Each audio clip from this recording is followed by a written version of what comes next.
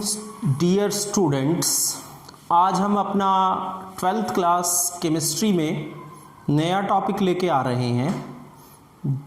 नया चैप्टर है बेसिकली, जिसका नाम है मेटालर्जी।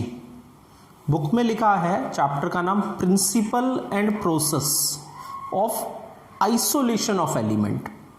एक्चुअली चैप्टर के अंदर हम एलिमेंट को आइसोलेट करने के प्रिंसिपल पढ़ते हैं और तरीके पढ़ते हैं, तो इसलिए चैप्टर है actually principle and process of isolation of elements, और इसी को हम मेटलर्जी का भी नाम देते हैं।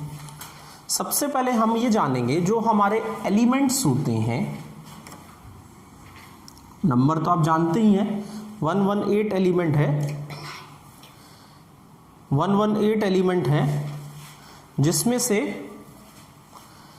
एलिमेंट्स दो मेनली फॉर्म में पाए जाते हैं, एक तो फ्री फॉर्म में और कुछ कंबाइंड फॉर्म में। जो फ्री फॉर्म में होते हैं वो बहुत कम होते हैं और कंबाइंड वाले बहुत ज़्यादा होते हैं। फ्री में जैसे गोल्ड एंड सिल्वर, और कंबाइंड में तो मैक्सिमम एलिमेंट पाए जाते हैं। कभी कार्बोनेट के साथ मिक्स होते हैं, कभी ऑक्सीजन के साथ, कभी सल्फर के साथ, तो इनको कार्बोनेट, ऑक्साइड और सल्फाइड फॉर्म कहा जाता है। तो इन कंबाइंड फॉर्म से ये लिखा है मैंने, the process of extracting element from combined form is known as metallurgy, and ये इन्वॉल्व करता है बहुत सारे प्रिंसिपल एंड प्रोसेस, जिसको इस चैप्टर में पढ़ेंगे। हाँ बेटा, एक इम्पॉर्टेंट बात याद करने के लिए आपसे पूछ सकता है कि सबसे ज़्यादा मोस्ट अबंडेंट मेटल कौन सी है अर्थ क्रस्ट के अंदर। अगर मेटल पूछे तो आंसर है एल्यूमिनियम। हालांकि एल्यूमिनियम जो है तीसरा सबसे ज़्यादा पाया जाने वाला एलिमेंट है। हम एलिमेंट की बजाय मेटल पे फोकस क्यों हो रहे हैं? क्योंकि मेटल नंबर में ज़्यादा है और ज़्यादा प्रिंसिपल और प्रोसेस हम मेटल के ही इस चैप्टर में डिस्कस करेंगे, इस वजह से।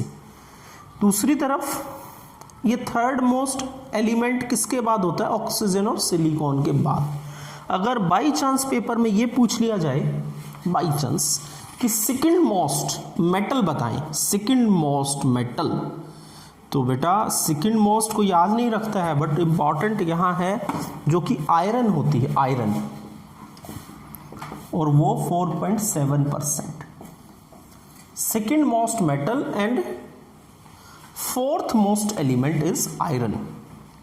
और वी डोंट नो, अलग भी हो सकता है। अब सेकेंड मोस्ट मेटल ये है, फर्स्ट मोस्ट मेटल एल्यूमिनियम है, एटलीस्ट इतना ध्यान रहे। अब जो मेटलर्जी है एक्चुअली, जो process of isolation of elements होते हैं, तो मेटलर्जी जो है बेटा वो टोटल 4 स्टेप हैं। पहला स्टेप उसमें होता है क्रशिंग एंड ग्राइंडिंग। जो अर्थ क्रस्ट है उसके अंदर से बड़े बड़े पीसेस हम लाते हैं और उसको क्रश और ग्राइंड करते हैं।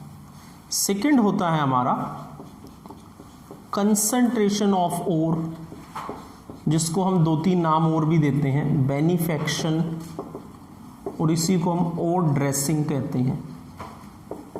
सेकंड स्टेप ये होता है। ये कुछ कॉमन स्टेप्स हैं जो हम आइसोलेशन ऑफ एलिमेंट के लिए करते हैं। तीसरे में हम आते हैं, जो हमारे पास ओर होगी, ओर को फ्री मेटल में बदलना, तो इसको लिखते हैं conversion of ore into free metal. और लास्ट स्टेप को हम बेटा बोलते हैं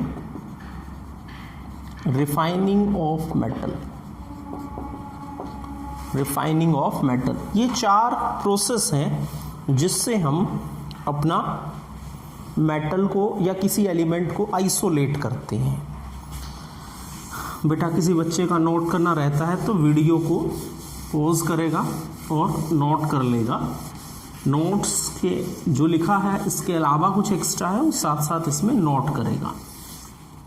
फिर हम एक वर्ड पर आते हैं, हमारा और क्या चीज है, और मिनरल भी एक वर्ड है, वो क्या चीज है। देखो एक एग्जाम्पल से समझते हैं। आयरन जो है, आयरन वो अर्थ क्रस्ट के अंदर इन फॉर्म्स में मिलता है, Fe2O3, Fe3O4, FeS2, इसके अलावा FeCO3। मतलब आयरन जो है कार्बोनेट भी मिलता है, सल्फाइड भी मिलता है, एंड ऑक्साइड की भी दो फॉर्म है। इंपॉर्टेंट नाम है, आप नाम याद करेंगे, हेमेटाइट होता है ये, और दूसरे वाला होता है आपका मैग्नेटाइट। नाम बेटा पूछ सकते हैं आपसे किसी एग्जाम में, फॉर्मूला ऑफ हेमेटाइट क्या, मैग्नेटाइट क्या है, नीचे वालों के भी नाम लिख दे रहे हैं। इसको बोलते हैं आयरन पायराइट, और इसको बोलते हैं हम सीडेराइट। नोट्स में कुछ नाम दिए हैं, वहां से भी आप देख सकते हैं। हम ये दो वर्ड समझ रहे थे, आयरन की ऑक्साइड फॉर्म भी है, सल्फाइड भी और कार्बोनेट भी है। जो कंबाइंड फॉर्म होती है किसी एलिमेंट की वो मिनरल कहलाती है। तो इसको लिखेंगे हम combined form of the element. किसी भी एलिमेंट की कंबाइंड फॉर्म मिनरल होती है। बट जब इन मिनरल्स को हमने इस्तेमाल किया एलिमेंट को आइसोलेट करने के लिए, तो किसी एक से एलिमेंट को निकालना, मतलब आयरन को निकालना कन्वीनियंट था हमारे लिए। कन्वीनियंट मतलब सुविधाजनक, एंड इकोनॉमिकल था, मतलब कम खर्चा आता था। तो जो कंबाइंड फॉर्म किसी एलिमेंट की, एलिमेंट को निकालने के लिए कन्वीनियंट हो और इकोनॉमिकल हो, उस कंबाइंड फॉर्म को हम और का नाम देते हैं। तो हम यहां ये भी बोल सकते हैं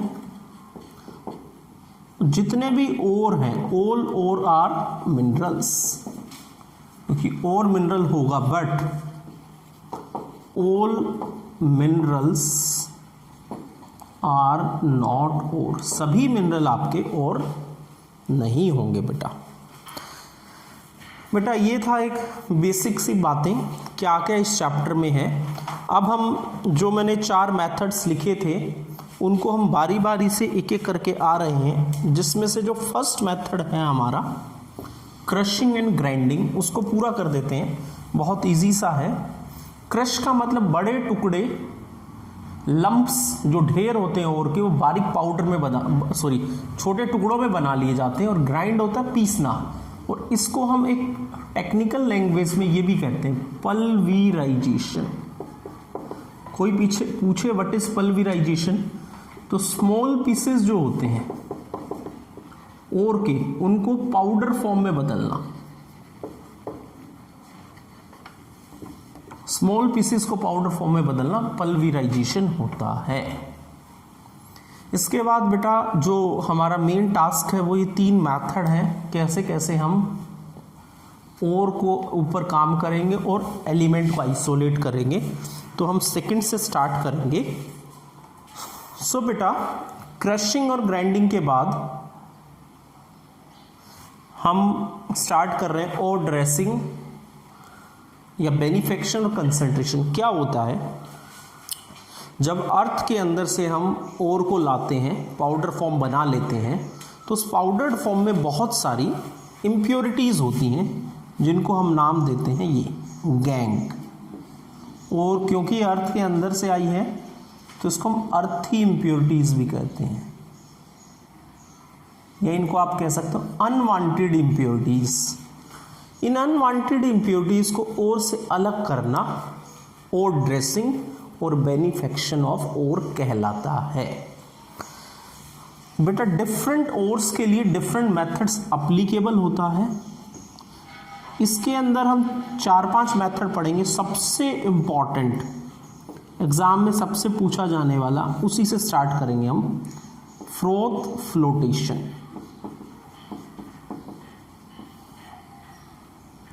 फ्रोथ मतलब झाग, उससे रिलेटेड कुछ है। सेकंड है हमारा, इसके बाद इंपॉर्टेंट या आता है लीचिंग।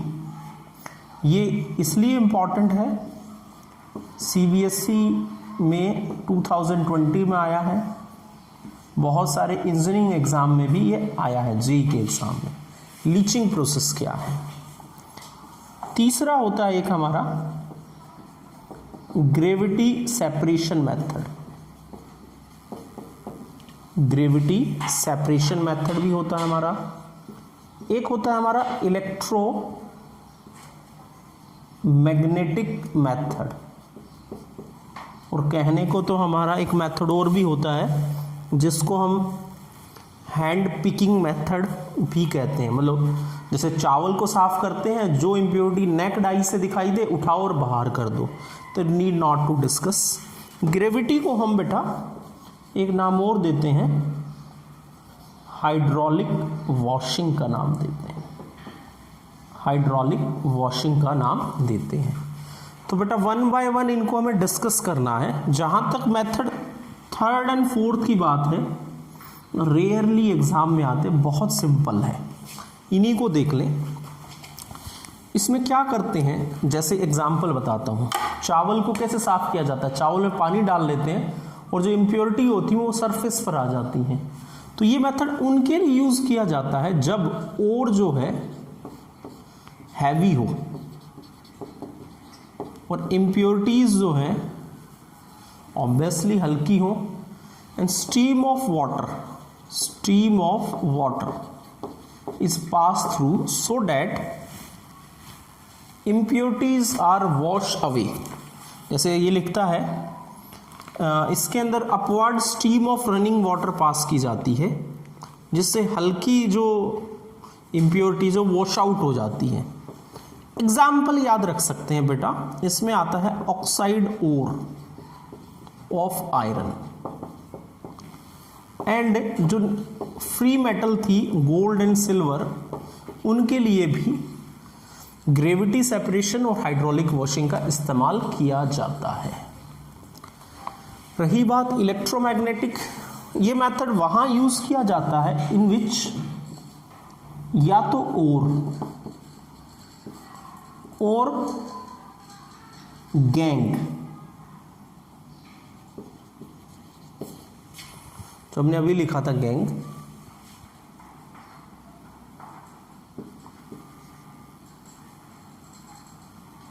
आइदर और गैंग, इनमें से एक one must be electromagnetic in nature.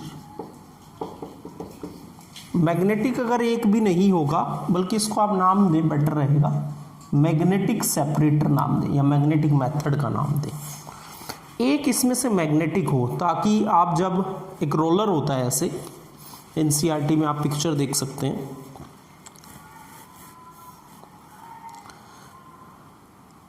तो उस पिक्चर में क्या है कि रोल के ऊपर से हम पाउडर फॉर्म डालते हैं, जो मैग्नेट होता है वो पास आ जाता है, नॉन मैग्नेटिक इसमें दूर चला जाता है। उसके बाद बेटा हम डिस्कस करेंगे इसके अंदर फ्रोथ फ्लोटेशन एंड, इसके बाद बेटा हम डिस्कस करेंगे इसके अंदर फ्रोथ फ्लोटेशन एंड लीचिंग, जो कि हम अपने अगले वीडियो में बनाएंगे, जो बहुत इंपॉर्टेंट मेथड्स हैं। तो wait for the next video and prepare for the chapter, and meanwhile आपको एनसीईआरटी की बुक भी रीड करनी है बेटा। एनसीईआरटी की बुक बिना रीड किए आप नहीं कर पाएंगे चैप्टर को, तो मैं आपको यही रिकमेंड करूँगा, read the book at least twice और थ्राइस। इनऑर्गेनिक में आपको बहुत ध्यान रखना है। Thank you very much. बस हो गया वीडियो। हाँ।